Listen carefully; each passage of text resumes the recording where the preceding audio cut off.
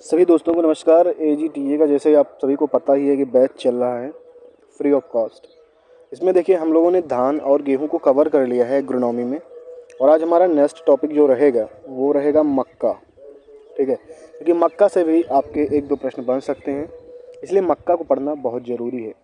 और मक्का तो लगभग सभी लोगों ने खाया होगा। अगर मक्का नहीं खाया होगा तो पॉपकॉर्न तो हर जगह आपको मिलता ही होगा, आप लोगों ने खाया ही होगा। चलिए हम इसको स्टार्ट करते हैं। मक्का के बारे में जितनी इंपॉर्टेंट जानकारियाँ चाहिए हम लोगों को वो मैं आपको दे रहा हूँ। इस नोट्स में बहुत सारी ऐसी जानकारियाँ भी हैं जो मैं नहीं बोलूँगा। आप चाहें तो उसे पढ़ सकते हैं, उसे याद रख सकते हैं, लेकिन मैं सिर्फ इम्पॉर्टेंट चीज़ों पर ही फोकस करूँगा। बाकी चीज़ें आप खुद फोकस करेंगे। जैसे कि यहाँ पे आप देख सकते हैं कि जितनी चीज़ों को मैंने हाईलाइट कर रखा है वो वेरी वेरी वेरी इंपॉर्टेंट है, मतलब उनको याद रखना आपके लिए कंपलसरी है। वो यदि आप याद नहीं रखते हैं तो वो आपके नंबर लेके चले जाएंगे। चलिए स्टार्ट करते हैं हम लोग मक्का के बारे में। तो देखिए, इसका वानस्पतिक नाम सबसे पहले आपको जानकारी होनी चाहिए कि इसका वानस्पतिक नाम क्या है। इसका वानस्पतिक नाम है जियामेज। ओके, और इसकी अगर हम फैमिली की बात करें तो इसका पोएसी या ग्रेमनी इसका कुल है। आपको ये ध्यान रखना है। गुणसूत्र इसका 2n बराबर 20 होता है। आप लोगों को कमेंट में बताना है कि मनुष्य का गुणसूत्र कितना होता है, और आपको साथ में बताना है कि बार्ले यानी कि जौ का गुणसूत्र कितना होता है। ठीक है, नेक्स्ट इसकी उत्पत्ति की बात करें यदि हम मक्का की उत्पत्ति आपकी केंद्रीय अमेरिका यानी कि मैक्सिको जो सिटी है वहीं पर मानी जाती है। मक्का का पूर्वज है टियोसिनाइट। ये कई बार एग्जाम में पूछा जा गया प्रश्न है, कहीं ना कहीं एग्जाम में ऐसे प्रश्न मिल जाते हैं। यहाँ पर सिर्फ इंपॉर्टेंट चीज़ों को ही रखा गया है ताकि आपके लिए थोड़ा आसानी हो सके। अमेरिका की रीढ़ की हड्डी कहा जाता है इस फसल को। किस फसल को? मक्का को अमेरिका की रीढ़ की हड्डी कहा जाता है। देखिए, अनाजों का राजा तो गेहूं जी हैं और अनाजों की रानी आपकी मक्का है, यानी मक्का फीमेल है। तो अनाजों की रानी मक्का है और अनाजों का राजा गेहूं है। ठीक है, ये एक ड्रोसोफिला पादप है, प्लांट है।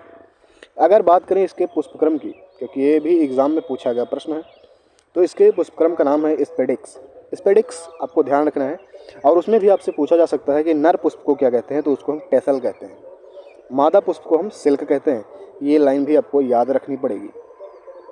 बात करें कि सबसे ज़्यादा क्षेत्रफल और उत्पादन में विश्व में कौन आगे है मक्का के उत्पादन में और मक्का के क्षेत्रफल में, तो आपका यूनाइटेड स्टेट्स ऑफ अमेरिका ये आपका सबसे नंबर 1 पर है। जबकि अगर हम भारत में बात करें कि सर्वाधिक क्षेत्रफल किसका है, तो वो आपका आंध्र प्रदेश है। उत्पादन के कारण इसको हम जादुई फसल भी कहते हैं। क्या कहते हैं? मिरेकल फसल भी कहते हैं, जादुई फसल भी कहते हैं। पहली बात कि मक्का जो है वो आपके सभी ऋतुओं में खेती की जा सकती है।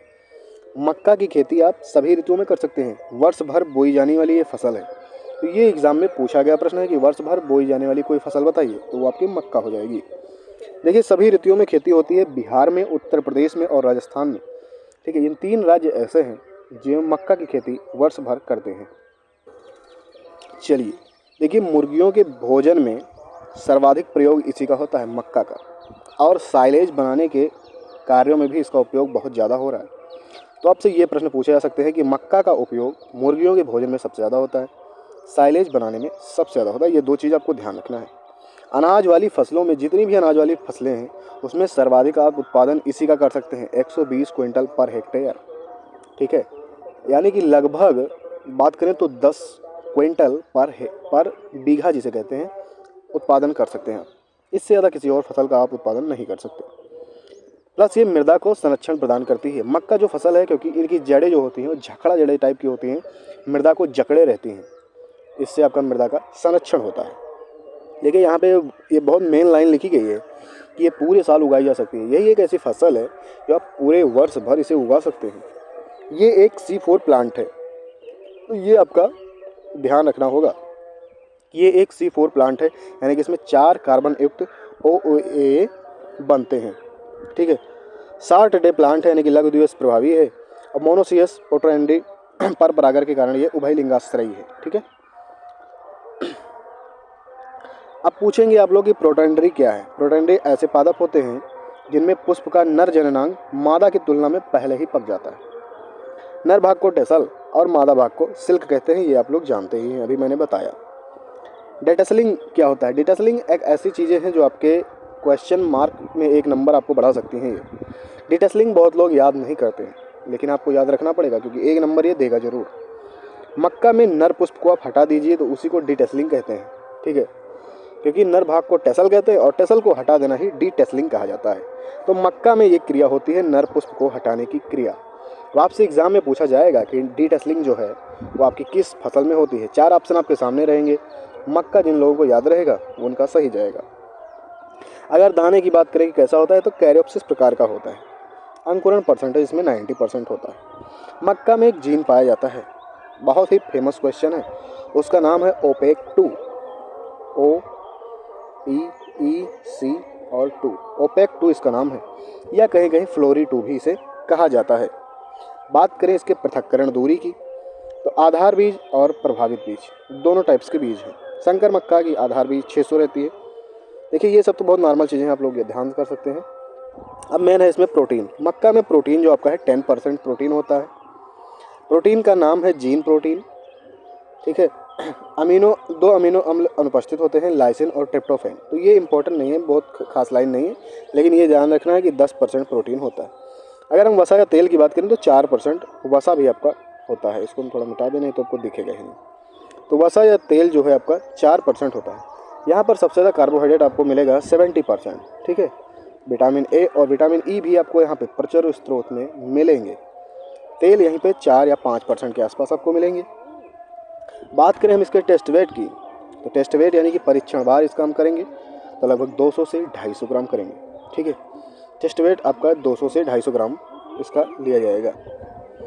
दूसरी चीज़ है कि ये सूखा के प्रति संवेदनशील है।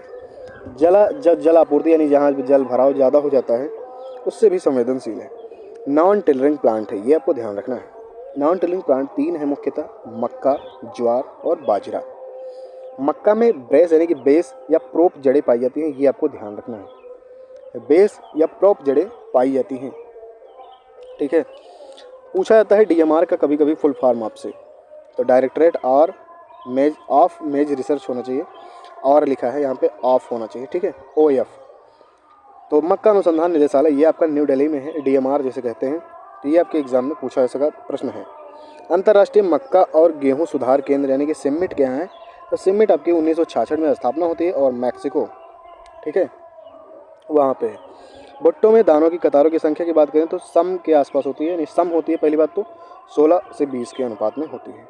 एक कतार में अगर हम दानों की संख्या देखें 50-60 होते हैं। देखिए मक्का का वर्गीकरण आपको देखना है, किप्स ने किया था 1959 में। इन्होंने दाने की विशेषताओं के आधार पर किया था। बहुत ज़रूरी नहीं है लेकिन आप कुछ चीज़ें देख लीजिए, जैसे कि फ्लिंट कार्न यानी कि GMH इंडोराटा, ये आपके भारत में सर्वाधिक होती है और इसे पीली मक्का कहा जाता है।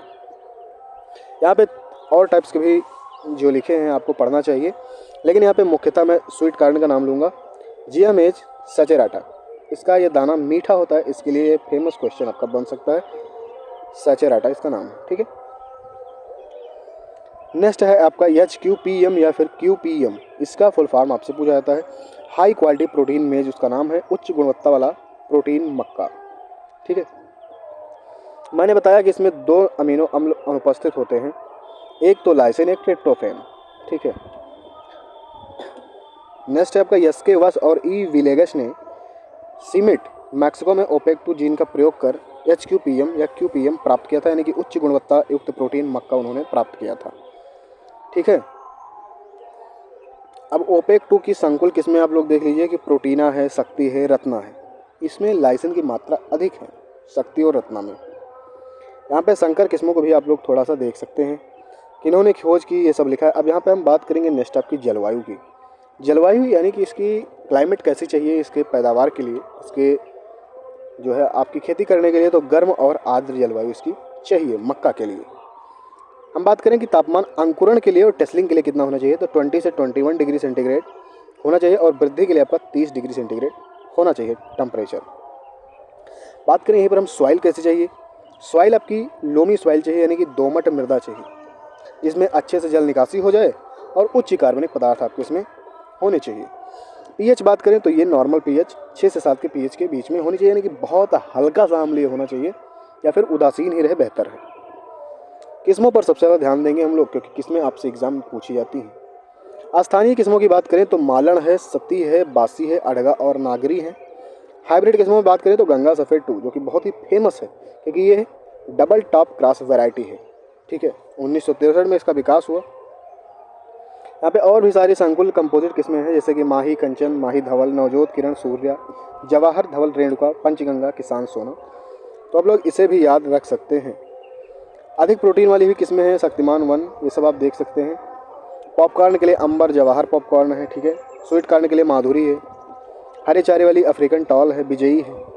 टॉप क्रास्ट की बात करें तो गंगा 2 है, हाई स्टार्च है। ठीक है, बेबी कॉर्न यानी सब्जी के लिए जो बनाई जाती है वो प्रकाश है, HM4 है, और हिम 129 है, VL42 है। सफ़ेद दाने वाली किस्म की बात करें तो श्वेता, माही, कंचन है। ठीक है, बुआई की समय का बात करें तो जून जुलाई में मुख्यतः बुआई की जाती है। वैसे तो ये वर्ष भर बोई जाने वाली फसल है। सीड रेट की बात करें तो सीड रेट्स कई टाइप्स के दिए गए हैं। संकर मक्का आपकी 20 से 25 किलोग्राम पर हेक्टेयर यूज़ किया जाता है। संकुल मक्का जो यानी कि कंपोजिट अगर प्रजाति है तो 18 से 20 किलोग्राम पर हेक्टेयर। चारे के लिए 35 से 40 किलोग्राम पर हेक्टेयर। रबी मक्का के लिए 35 kilogram per hectare. Baby corn और स्वीट कॉर्न सारी चीज़ें लिखी हैं, आप पढ़ सकते हैं इन्हें। बात करें हम इसकी बीज गहराई की तो ये 5 सेंटीमीटर की बीज गहराई को हम लोग बोते हैं। ठीक है, पहली बात तो ये खरीफ की फसल है। खरीफ रबी सभी में बोई जाती है। खरीफ की अगर हम स्पेसिंग की बात करें, पृथक्करण दूरी की, तो 60/25 होती है। रबी के लिए 60/18 होती है। अब हम बात करें कि अगर हम हेक्टेयर में बात करें कितने पौधे लग सकते हैं 1 हेक्टेयर में, तो खरीफ में आप लगाएंगे तो लगभग 66,666 पौधे लग सकते हैं। वहीं रबी पर आप लगाएंगे तो 95,592 पौधे पर हेक्टेयर आप लोग को लगाने होंगे। बुआई के समय मानसून की शुरुआत पर 15 से 20 जून तक बुआई कर दी जाती है। अब इसका हम डिसऑर्डर देखेंगे। फिजियोलॉजिकल यानी कायिक विचार जो हैं, कायिक विकार जो हैं, उनको हम देखेंगे। एक वी शेप्ड आकार जिसे हम क्लोरोसिस कहते हैं। क्लोरोसिस मक्का में नाइट्रोजन की कमी से होता है। ये जो नीला टिक लगा हुआ है, ये चारों बहुत ज़्यादा इंपॉर्टेंट है। वेरी वेरी वेरी इसको आप लिख लीजिए, याद कर लीजिए, कहीं भी रख लीजिए, दिमाग में बैठा लीजिए। अगर वी शेप्ड हो जाता है उसे हरित माहीनता कहते हैं, यानी क्लोरोसिस कहते हैं। क्लोरोसिस ये आपकी नाइट्रोजन की कमी से होता है। अभी मैंने कुछ टेस्ट भी में क्वेश्चन डाले थे तो बच्चों ने बहुत ज़्यादा क्वेश्चन गलत किए। मक्का का सफ़ेद कलिका रोग यानी व्हाइट बड रोग, ये जिंक की कमी से होता है। इसको दिमाग में बैठा लीजिए। मक्का गिराना यानी कि लॉगिंग जो है वो पोटेशियम की कमी से होता है, या फिर नाइट्रोजन आप ज़्यादा डाल देंगे तो उससे हो जाएगा। पत्तियों का यदि बैगनी रंग हो रहा है तो वो आपकी फास्फोरस की कमी है, ये आपको ध्यान रखना है। सिंचाई की इसका जल मांग की बात करें तो 500 से 800 मिलीमीटर इसकी जल मांग है। अब हम बात करेंगे इसकी क्रांतिक अवस्थाएं यानी क्रिटिकल स्टेज। नर मांझर निकलते समय यानी कि टेसलिंग जब निकल रहा है तो आपको 45 दिन पर, लगभग 50 दिन पर टेसलिंग निकलता है, उस टाइम आपको इसकी ये क्रांतिक अवस्था रहती है। ठीक है, मादा की बात करें तो सिल्किंग में ये टेसलिंग के 7, 8, 10 दिन बाद होता है। खरपतवार नियंत्रण हम कैसे करेंगे, वीड मैनेजमेंट की, तो शुरू के 45-50 दिन क्रांतिक अवस्था में रहते हैं। यहाँ पर अगर आप कंट्रोल कर ले गए तो बेहतर है। चौड़ी पत्ती वाले खरपतवार हैं तो उनके लिए हम एट्राजीन का प्रयोग करेंगे। संकरी पत्ती वाले खरपतवार हैं तो एलाक्लोर का प्रयोग करेंगे, जिसे लासो भी कहते हैं। चौड़ी व संकरी पत्ते वाले दोनों खरपतवार हैं तो बताया ना, एट्रोजिन व एलोक्लोर, और सिमेजिन का भी वर्तमान में प्रयोग टेम्पोट्रान और लोडिंस का हो रहा है। यहाँ पे अगर हम बात करें कि ये पैदावार 1 हेक्टेयर में कितना दे सकता है मक्का, तो लगभग 80 से 120 क्विंटल पर हेक्टेयर आपका पैदावार दे सकता है, क्षमता है। इसमें अगर हम बात करें तो खरीफ में यदि आप कर रहे हैं, संकर किस्म 40 क्विंटल पर हेक्टेयर दे सकती है, और कंपोजिट आपकी दे सकती है 30 से 40 क्विंटल पर हेक्टेयर। यही रबी पर बात करें तो लगभग 50 क्विंटल पर हेक्टेयर के आसपास। मक्का की कटाई करते हैं जब दाने में 28% नमी रह जाती है तब। अब यहाँ पे हम रबी मक्का की बात करेंगे, जिसे जिया मैच। ठीक, भारत में रबी मक्का आपका सबसे ज़्यादा बिहार में उगाया जाता है, यानी कि ठंडी में। बिहार में रबी मक्का के लिए लक्ष्मी किस्म बोते हैं, वहाँ पर सबसे फेमस है लक्ष्मी। ठीक है, इसके बाद हम प्रमुख कीट देख लें तो तना छेदक है, जिसे चिल्लो पार्टेलेस कहते हैं। तना मक्खी है। गुलाबी कीट लार्वा, जिसे डेड हार्ट कहते हैं। और सफ़ेद लट है, कार्बोलिपरान 3G है। ठीक है, इसके लिए। और नेक्स्ट मुझे लगता है कि अब यहाँ पे अगला टॉपिक शुरू हो जाएगा, जौ। ठीक है, तो हम लोगों ने इस टॉपिक को ख़त्म कर लिया है।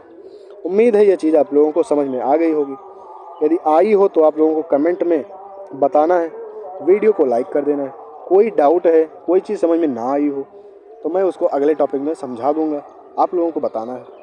मैं फ्री ऑफ कॉस्ट 100% आपके लिए मेहनत कर रहा हूँ, तो आप लोगों को भी मेहनत करना चाहिए, ठीक है। ये एक एक टॉपिक मुझे पढ़ाना बड़ा अच्छा लगता है। जैसे मैंने आज को मक्का ख़त्म किया, बहुत अच्छा लगा, ठीक है। अब नेक्स्ट टॉपिक में हम लोग जौ को ख़त्म करेंगे। तो ये टॉपिक कैसा लगा आप लोगों को बताना है। बाकी कोई डाउट होता है तो आप लोग बता दीजिए। नोट्स वगैरह चाहिए तो मैंने बताया ही है कि नोट्स आपको कैसे मिलेगा, और इतने सस्ते नोट्स आपको कहीं मिल नहीं सकते।